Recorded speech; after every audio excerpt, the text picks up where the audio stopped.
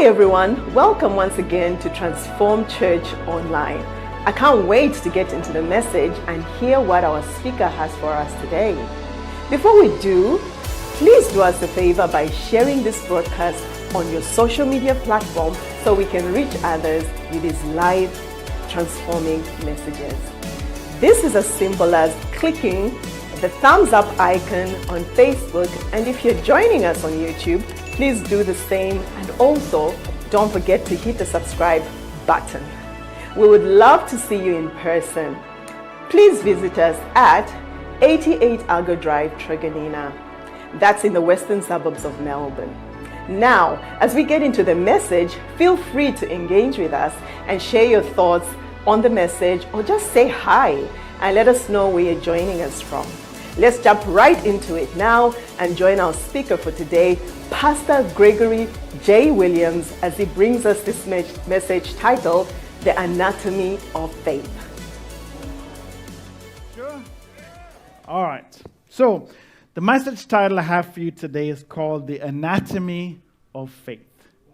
The Anatomy of Faith. And if you're watching online, we want to welcome you. Let us know where you're watching from. Connect with us. Let us know how you're enjoying the message. Put some comments there. We'd love to connect with you as well. And so, for the rest of us, as I said before, we had an amazing time. And one of the highlights of my trip was definitely going to where Chanel was born, and that was Barbados, right? So I love Barbados. I can't say enough about the amazing things we had there. It was great to see where Chanel was born, and she was so thankful for all the wonderful family that we met there. It was great. But one of the greatest highlights of that highlight was me actually going on a trip. So they advertised this thing called Swimming with the Turtles, right? So I love turtles. I like to watch Our Planet and David Attenborough narrating all those things. So I'm like, hey, swimming with the turtles, this is awesome. This sounds great. And you get to snorkel with the turtles. Mind you, I'm not the greatest swimmer, right? So I'm trying to work up some courage here to get on this boat. And, I needed some encouragement, so I dragged Chanel along, knowing that fully well that Chanel's not going to jump in the water, but she'll be there to encourage me, right? So I'm like, all right, let's get this boat going. So we get on this huge catamaran. It's about, I think that there was about 90 to 100 people on this boat, this catamaran.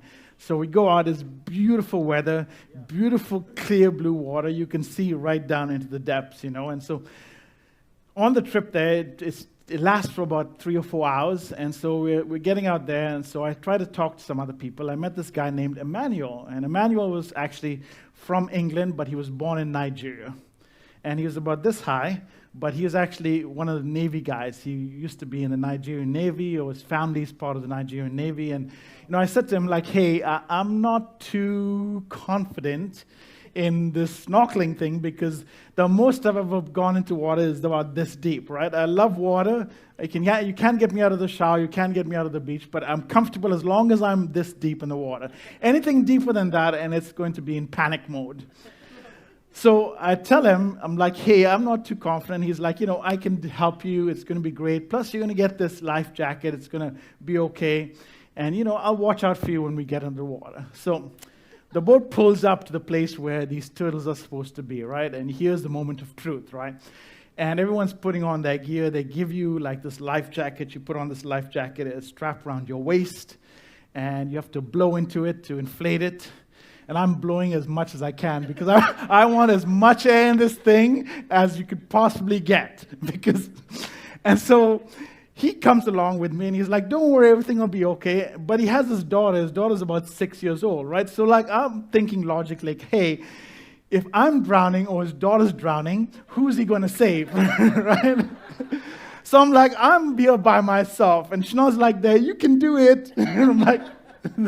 So I'm great. But inside, I'm really oh my gosh. I'm praying like never before. I'm like, God, if I have to drown, at least let me see a turtle before I drown, right? So anyway, we're all getting off this boat. There's not everyone gets off the boat. There's probably about 50 to 60 people out of the 90 people that get into the water, right? So he gets in first, and he helps his daughter in. And it's my turn. So So I'm like, I'm breathing hard. I put on my snorkel so I can't really see much. And I can't really breathe much because I'm biting down so hard on this thing. Because I don't want any water to get in, because I know if a little bit of water gets in, that's the end of me.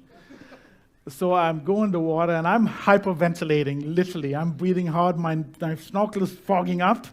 And I get into this water, and the water's pretty deep. There's probably about, I would say between 10 and 15 meters deep, right?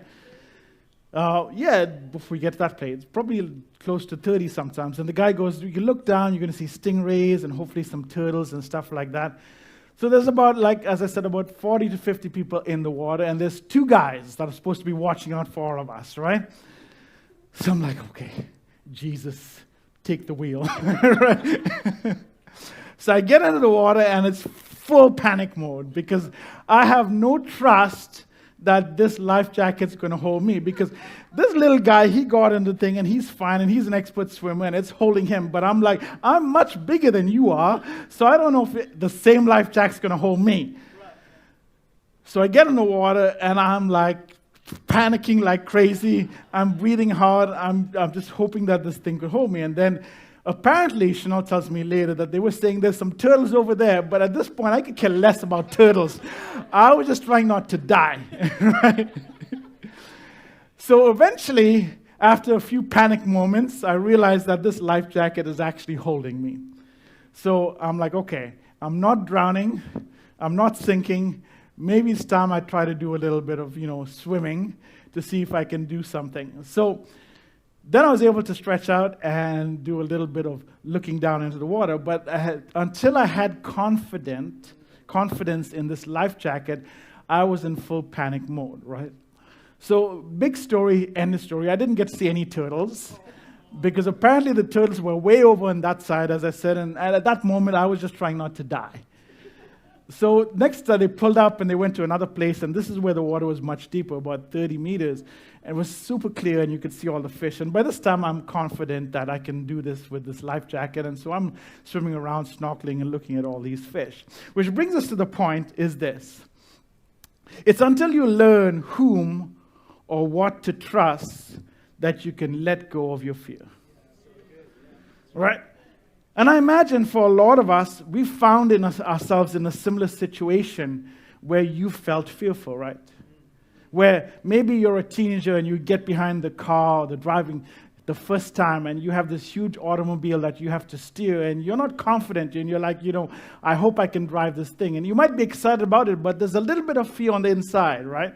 Maybe it's being a parent for the very first time, because you're going to be responsible for another whole human being. And to be honest, you weren't that responsible with your own life to begin with.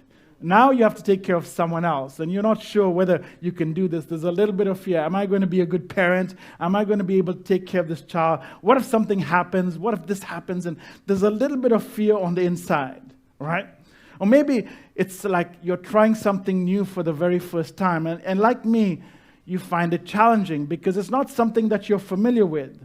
Or maybe you're starting a brand new job and you think, I'm not really qualified for this, and I hope that I can do well. And you go on your first day and you're a little bit fearful, like, I hope I can manage this thing. Because the reality is that new things are challenging for us, right? Every time we start something new or try something new, it's going to be a little bit of fear, a little bit of anxiety. Our anxiety levels kind of lift up. And if you're like me, it's at this point where you actually lean into God a little bit more, because that's when you pray a little bit more, because you are fearful of what tomorrow holds. You're fearful of the situation. You're fearful of what's going to happen. So we tend to pray a little bit more in anxious situations, which leads us to the question, how does faith work? How does faith actually work? How do we leverage our faith in times of anxiety or times of stress or times of fearfulness? And if you grew up in church, if you grew up with any sort of faith background, as you were growing up, people tell you in church, or adults tell you in church, the usual explanation, which honestly is not very helpful at all, is you just have to believe, right? Just believe it, right? If you believe it, it's going to happen. Maybe You've never thought about it in this fashion, but how does your belief affect your faith? Because those two things are actually different things. Belief and faith, you might think are the same, but actually they're not. And maybe you've thought before in the past, especially growing up in that sort of environment, that if you believe hard enough, it will happen, right? If you just give a little bit more faith. And our culture, to be honest, doesn't actually help. It tells kids like, hey, believe in Santa Claus, because there's this magical guy that brings us gifts. Or believe in the Easter Bunny because, at this time of the year, he hops along and he gives you things. And we kind of lump God in the same vein and believe in God also. And it's no wonder that when kids grow up, they have the same sort of philosophy. Hey, if I believe hard enough, and if I believe like in fairy tales or I believe in the stuff, it's going to happen. And then as we grow up as adults, we kind of get to that same vein of thinking that somehow the effort of belief adds power to something happening. If I just believe it hard enough, it's going to happen. If I believe it with enough effort, it's going to come to pass. And if I believe for a new house, then I'm going to get it. If I believe hard enough for that car of my dreams, then it's going to come true. If I believe enough that my sickness is going to be gone, then it will happen. But the question is, where does that all land? Where is the resting place for our belief? It's not God, it's us. We have made belief all about us. And really, it's not about us at all. And maybe you've never heard it in this way, presented in this fashion, but it's true. If you can just turn up your belief, if you can just believe hard enough, if you can believe strong enough, it's going to happen because that's what we've been told. If you believe in it, it's going to come to pass. And so I'm going to believe longer, I'm going to believe harder, I'm going to lean in believing this. And ultimately, all this does, it removes God from the equation. Because it's not what God can do, it's about how hard you can believe that is supposed to make a difference. And the problem with this is that we've made ourselves central to belief and not God. The object of our belief should not be us, it should be God. Because it's not about what we believe, it's about who God is. Because belief, according to our dictionary, and you can look it up when you get home if you like, it defines belief as this. This is what the dictionary says. Accept something is true, especially without proof. That's what the dictionary says about belief. I'll repeat it again. Accept that something is true, especially without proof. Which means you just have to believe it. There's no evidence about it, but just believe it. But the problem is when it comes to faith and when it comes to God and when it comes to Scripture, this is so vastly different from how Scripture presents belief. It's not the same thing at all. And the Scriptures, as you can imagine, have a lot to say about faith and belief. It's central to our walk with God. And the way that Jesus and Scriptures talk about belief is not the same way that we think or we've just talked about. Just believing it, making us central. In fact, Jesus put it this way. When his disciples were at one of the most fearful places in their walk with God. They've been with Jesus for 3 years. They've been walking with him. They've been experiencing all that Jesus does. But now it's come to the end of Jesus' ministry. And he's talking to them saying, I'm going to leave you. I'm going to depart. And you guys are going to have to do this by yourselves. And they're very hesitant. They're very fearful. They're anxious. They're not sure what's going to happen tomorrow. They're facing a very uncertain future because the person they've decided to follow for 3 years has just told them that he's going to be leaving. And it's going to be in a few hours that Roman soldiers come, they capture him, and they put him on trial and ultimately execute Jesus. But this is what Jesus tells his disciples. at this most crucial time when their anxiety level is very high, when their fear level is high. This is what he presents to them. And this is what he says. Do not let your hearts be troubled. You believe in God, believe also in me. We look at that statement very carefully, and when we look at it deeply, we see that Jesus presents an object for their belief, a destination for their faith to rest. Do you see it? Maybe if I change the version, it'll make it clear. How about this version? Do not let your hearts be troubled. Trust in God and also trust in me. Do you see it now? He directs them to put their trust in something. He doesn't just say trust or believe or have faith. He invites them to trust in someone, himself to be precise. Jesus uses a different word. He doesn't just say believe hard and everything is going to be okay. Just have faith and everything will be fine. He uses a different word. He says trust. Trust in God. Trust in me. Jesus presents himself as the object of our faith to be rested on. Right? True faith always has to have an object of faith. And Jesus presents himself as the object of our faith, the destination of our faith, that our faith should be able to rest, not just in just some abstract thing or belief, but rest in him.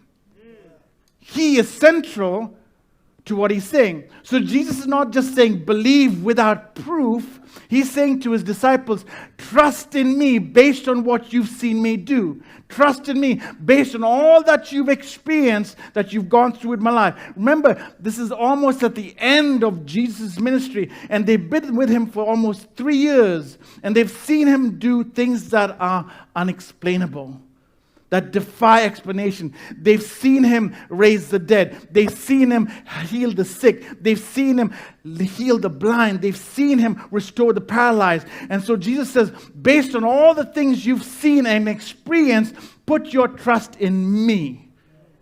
He's not just saying believe something. He's saying trust me. I am the object of your faith. Right? Trust God. And as you trust God, trust me also. Which is so vastly removed, right, from just believing without proof.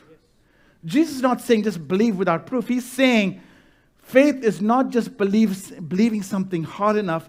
Faith is trusting whom God says he is.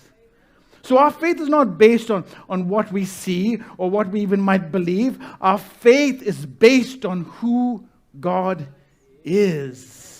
It's actually moving faith from resting on us and putting it on God. Because that's where faith belongs. Faith is trusting whom God says he is. Not on how hard I believe, but on who God is. It's making God central to our faith and not us as the object of our faith. It's trusting who God says he is. It's trusting that God knows best for our life and not me. It's trusting that his will for my life rather than my will for my life. It's trusting his timing and not believing what I want. This is what faith, true faith, is displayed as Scripture says. Faith is trusting whom God says he is. So, the question then for you is, where does your faith rest? Does it rest in your strong belief, or does it rest on God? Because when we get our perspective right, we actually begin to move faith from where we put it on ourselves and the right place, which is God, because he is trustworthy. He's trustworthy, and we trust him because when God says he's a healer, we trust him. When God says he's a redeemer, we trust him. When God says that he is the way maker, we trust him. When he says he's the savior, we trust him. A great place to examine the explanation of what faith is actually in the letter to the Hebrews. The author of the book of Hebrews is unknown, but the book itself presents and reveals its nature and its purpose. The recipients of this letter are Jesus-believing Jews who are in danger of falling away from the faith. They are likely living in Italy, since the author passes on greetings from them to those who are from Italy, probably their friends who are traveling elsewhere. And so, listen carefully. The goal of the author is to show the superiority of resting their faith on God. Rather than what they see and what they believe of their world, he reminds them that faith is trusting in God. And I'd love you to read this amazing letter when you get home and explore the realities of your faith, because it's a marvelous explanation of faith. But we're just going to touch a few things this morning. And so he starts off and he says this amazing statement, and it's very profound. Lean into it this morning. This is what he says. Now, faith is confidence in what we hope for and assurance about what we do not see. Listen carefully. Now, faith is confidence in what we hope for and assurance about what we do not see. Let's unpack that. Let's see what it says. Now, faith, he says, the first part is confidence in what we hope for. Faith is confidence, because sometimes we don't get the gravity of it, in what we hope for. It's not here yet, but we have a hope for it. We don't see it yet, but we have a desire and a hope for it. It's not arrived yet, but we're confident it will arrive.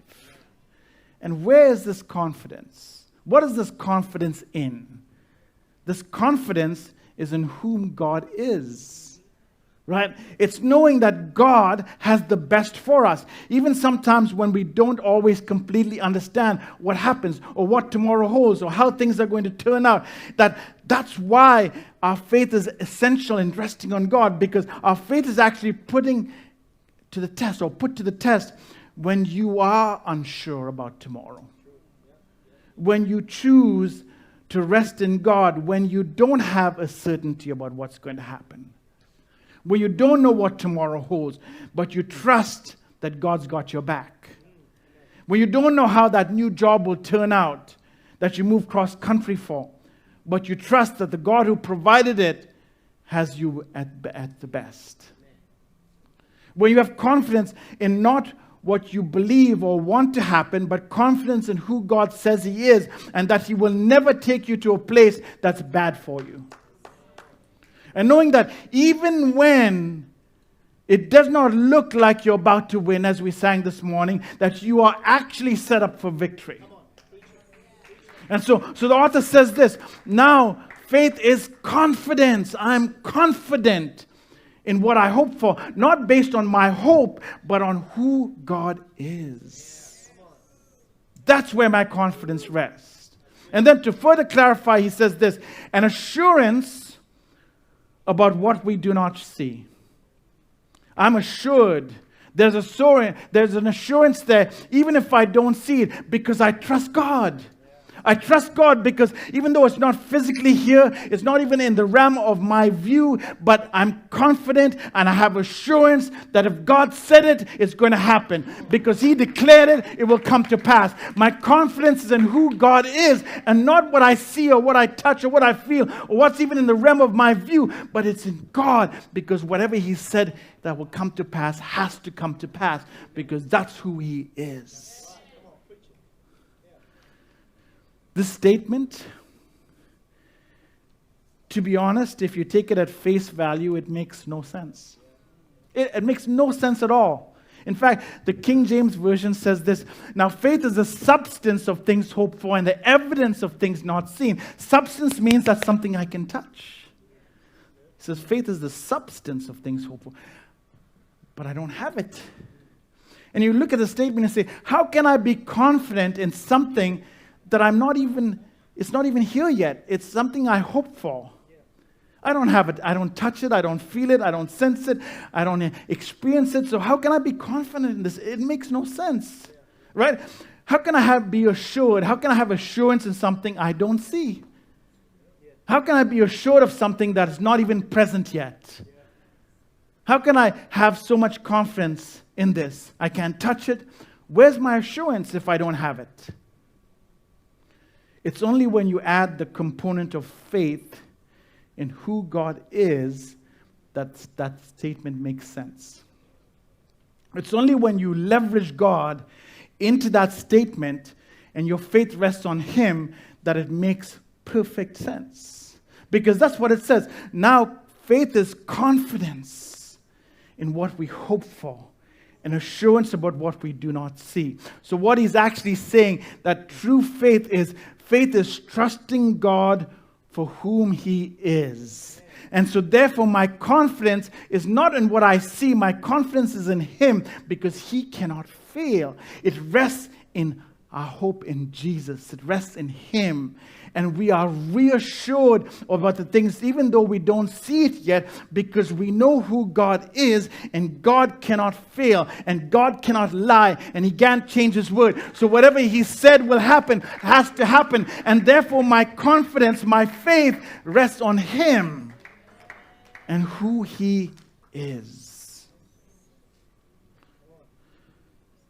Therefore my faith can't be about me, can't be about what I believe, because I could change my belief from one moment to the next. It can't be what I feel, because I might feel good one moment and not next. It has to rest on Him, because God is unchanging. He is the same yesterday, today, and forever. His word cannot be changed, because when He declares something, it has to come to pass. And so therefore, my faith can't be all about me. It has to be about Him, because He is the unchanging God, and He is a rock-solid foundation. And if I put my faith in Him, it doesn't matter what I feel, what I go through, whether I'm up, whether I'm down, God is still the same. And therefore, I cling on to His unchanging word and who He is. And therefore, my faith has a resting place because it rests in who He is.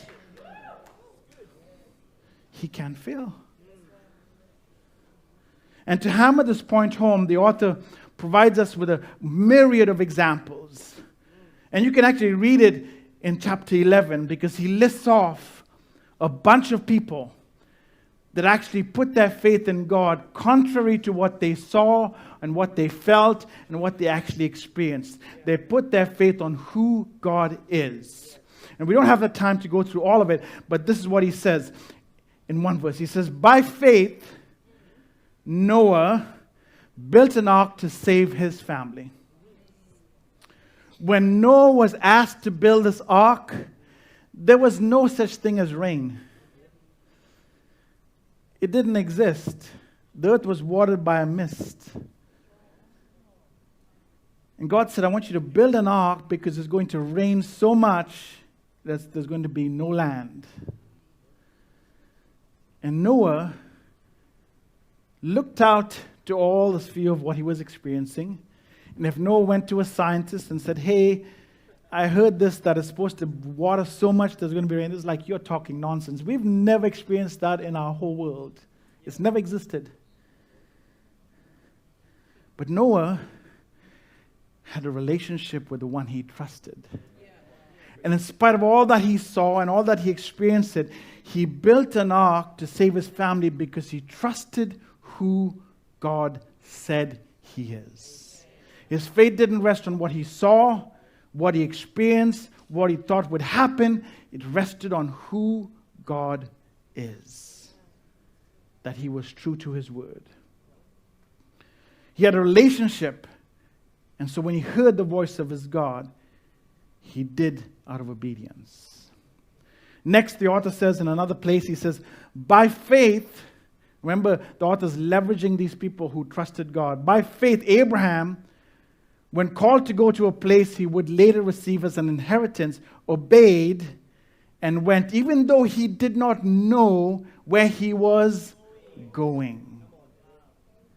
Abraham had no possible idea of where he was going. He had no clue because he'd never been there before. And he didn't know the way. He didn't know how he was going to get there. He didn't know what would happen when he got there. But he knew who God was.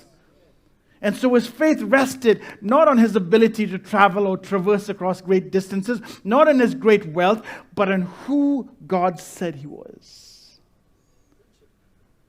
So transformers, faith, again, I remind you, is trusting whom God is. So what should our response be when God asks us to do something, when He tells us something, when He says, I want you to go out and step out and do this. I want you to just come to church and begin to serve. I want you to reach out to those rejected people and begin to love them. I want you to take that job, even though you don't think it's good for you, but I want you to take that job. Or I want you to trust me that that relationship that you're trying to struggle with, that's not for you. Just let it go. Or I want you to hold on to this marriage, even though it feels like it's falling apart. I want you to hold on. Or I want you to just be alone with me and stop running after every boy and girl and every relationship and just stay with me and let me build you up. Do you trust me?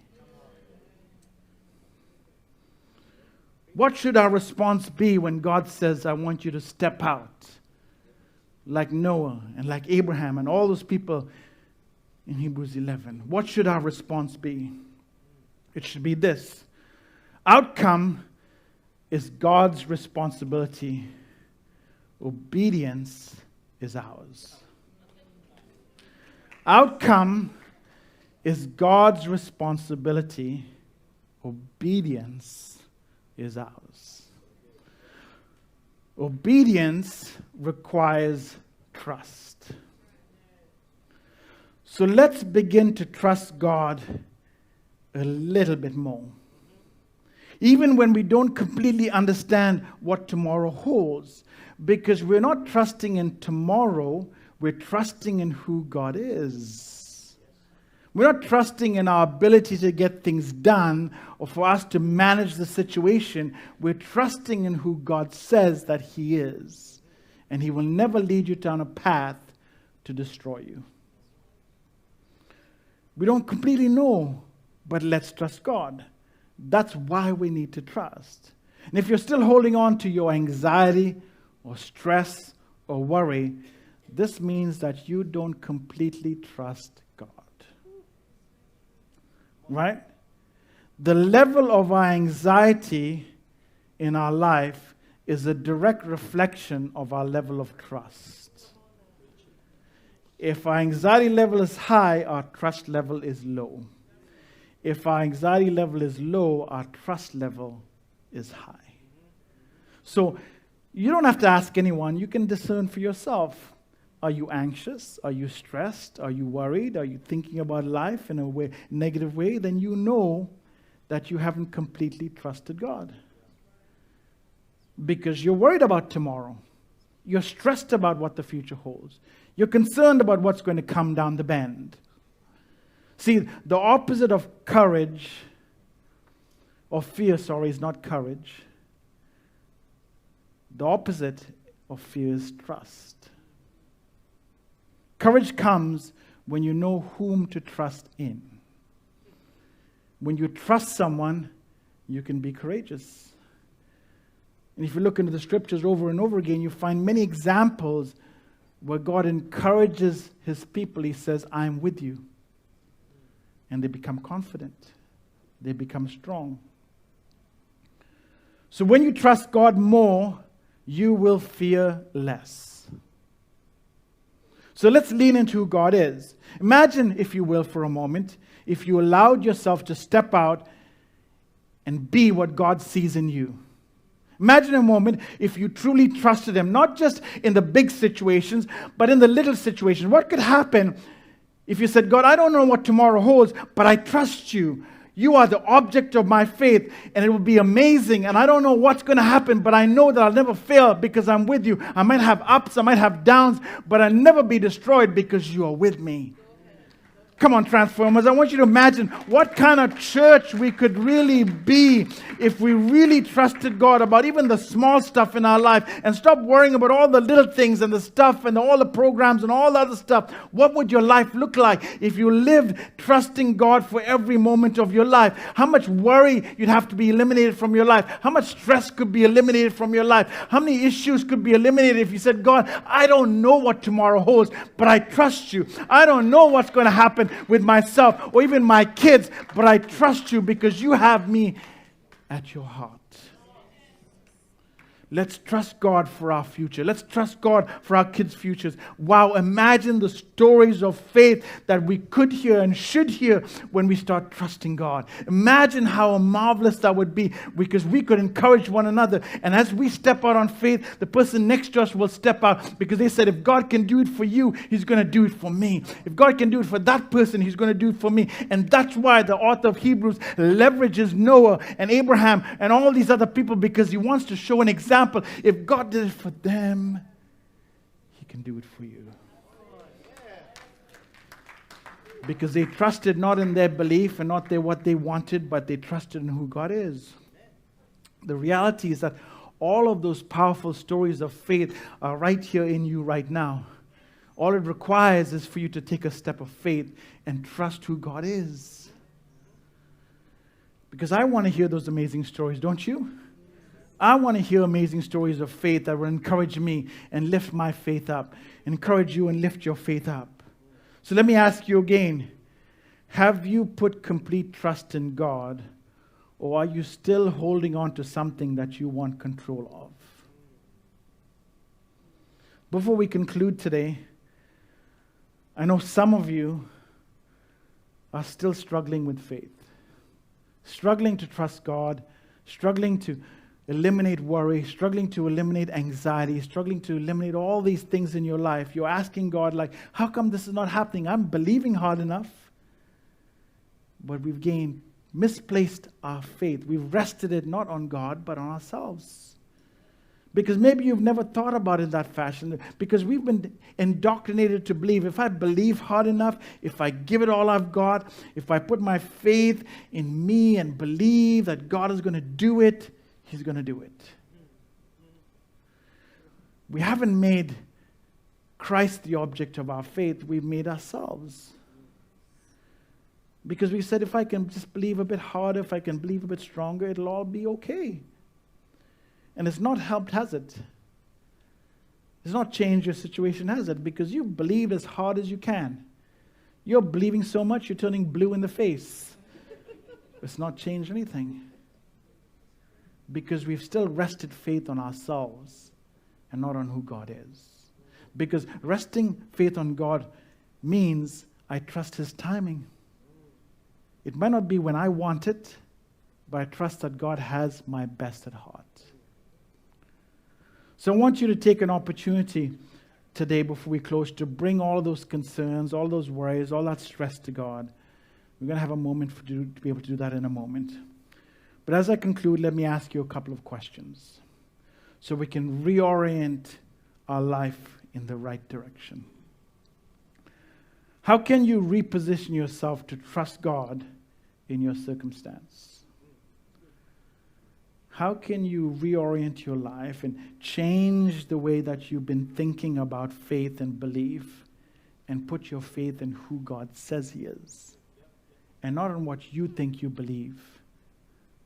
Because that makes a huge difference. Trusting God for who He is. Not believing for what I want God to do. Because God is not a genie in a bottle. He doesn't run off and do things based on what you want. He does things based on what He wants and is best for you, even when you don't know what's best for you. So how can you reposition yourself and trust God? Number 2, what do you need to put into God's hand rather than holding it in your own hands? What have you been holding on to? Maybe it's an anxiety, maybe it's stress, maybe it's worry about the future, maybe it's a concern for your family, your kids, whatever it may be. You've been holding on to it because you think like, if I hold on to this strong enough and I give it all I've got, maybe it'll change. But holding on to it isn't going to change anything. It's when you give it over to God that makes a difference. So what do you need to put into God's hands rather than holding in your own hands? I want you to think of that for a moment. I want you to do me a favor. Would you all stand with me?